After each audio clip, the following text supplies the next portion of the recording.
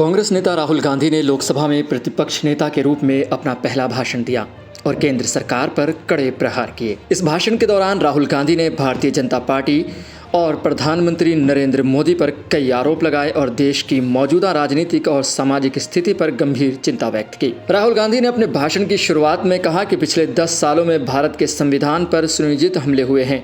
उन्होंने आरोप लगाया कि सरकार के विरोधियों को कुचला गया है और कई नेताओं को जेल भेजा गया है। उनके अनुसार ये संविधान और लोकतंत्र पर एक गंभीर आघात है। राहुल गांधी ने अपने भाषण में भगवान शिव की तस्वीर भी दिखाई, जिस पर लोकसभा स्पीकर ओम बिरला ने आपत्ति जताई। इसके बावजूद राहुल ने अपनी बात जारी रखी और कहा कि विपक्ष ने देश में संविधान की रक्षा की है।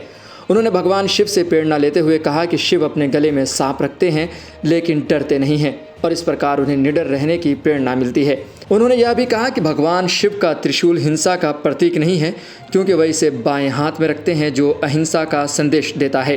राहुल गांधी ने अपने भाषण में अन्य धर्मों का भी उल्लेख किया। उन्होंने कहा कि कुरान, महावीर, जैन, गौतम बुद्ध और ईसाई धर्म सभी ने अहिंसा और निडरता की शिक्षा दी है।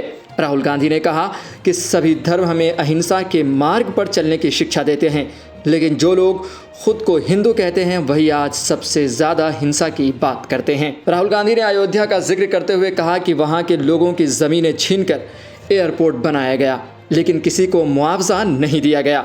उन्होंने आरोप लगाया कि मंदिर के उद्घाटन में अडानी और अंबानी आए, लेकिन अयोध्या के लोगों को ही शामिल नहीं किया गया। राहुल ने कहा कि लोगों ने इस अन्याय का जवाब चुनाव में दिया है।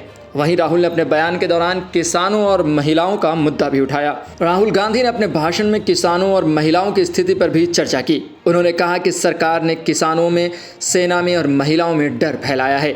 उन्होंने महंगाई का मुद्दा उठाते हुए एक महिला की कहानी सुनाई, जिसने महंगाई के कारण राशन की व्यवस्था नहीं कर पाई और उसके पति ने उसे मारा। राहुल ने कहा कि महंगाई के कारण कई महिलाएं आज पीड़ित हैं। वहीं राहुल ने अपने भाषण के दौरान अग्निवीर योजना की भी बात की।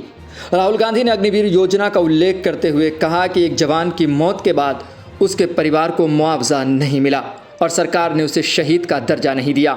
इस पर रक्षा मंत्री राजनाथ सिंह ने विरोध करते हुए कहा कि सदन को गुमराह न करें।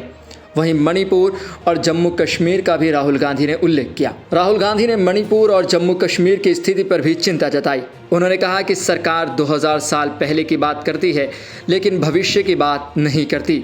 उन्होंने प्रोफेशनल एग्ज़ाम के कमर्शियलाइजेशन पर भी सवाल उठाए और कहा कि गरीब छात्र मेडिकल कॉलेज नहीं जा सकते क्योंकि 7 साल में 70 पेपर लीक हुए हैं। वहीं राहुल ने किसानों के मुद्दों पर भी जोर दिया। राहुल गांधी ने किसानों के मुद्दे पर भी सरकार को घेरा और कहा कि उद्योगपतियों का 16 लाख करोड़ का कर्जा माफ हो सकता है तो किसानों का क्यों नहीं। उन्होंने आरोप लगाया कि बीजेपी ने किसानों को आतंकवादी कहा और भूमि अधिग्रहण बिल को हर बीजेपी शासित राज्य में खत्म कर दिया गया। राहुल गांधी ने प्रधानमंत्री नरेंद्र मोदी के उस बयान का भी जिक्र किया जिसमें पीएम ने कहा था कि महात्मा गांधी मर चुके हैं, उन्हें एक फिल्म के जरिए पुनर्जीवित किया गया था। राहुल ने इस बयान को अज्ञानता का परिचायक बताया और कहा कि यह गांधी के विचारों का अपमान है। वहीं इस भाषण पर बीजेपी ने भी अपनी प्रतिक्रियाएं दी। राहुल गांधी के इस बयान पर प्रधानमंत्री नरेंद्र मोदी और गृह मंत्री अमित शाह ने कड़ा विरोध जताया। उन्होंने राहुल से माफ़ी मांगने की मांग की और कहा कि पूरे हिंदू समाज को हिंसक करार देना गलत है। सत्ता पक्ष के सभी नेताओं ने राहुल गांधी से माफ़ी मांगने के लिए कहा। वहीं राहुल गांधी ने बीजेपी हुकूमत को बड़ा चैलेंज दिया। राहुल गांधी ने अपने भाषण के अंत में प्रधानमंत्री नरेंद्र मोदी को खुला चैलेंज देते हुए कहा कि इंडिया गठबंधन गुजरात में बीजेपी को हरा देगा। उन्होंने कहा कि बीजेपी लोगों को डराने धमकाने की राजनीति करती है, लेकिन देश की जनता अब बीजेपी से डरने वाली नहीं है। राहुल गांधी का यह भाषण न केवल राजनीतिक दृष्टिकोण से महत्वपूर्ण था, बल्कि अब भारतीय लोकतंत्र की चुनौतियों और संविधान की रक्षा के लिए एक मजबूत संदेश भी था। उनके द्वारा उठाए गए मुद्दे और आरोप भारतीय राजनीति में लंबे समय तक चर्चा का विषय बने रहेंगे।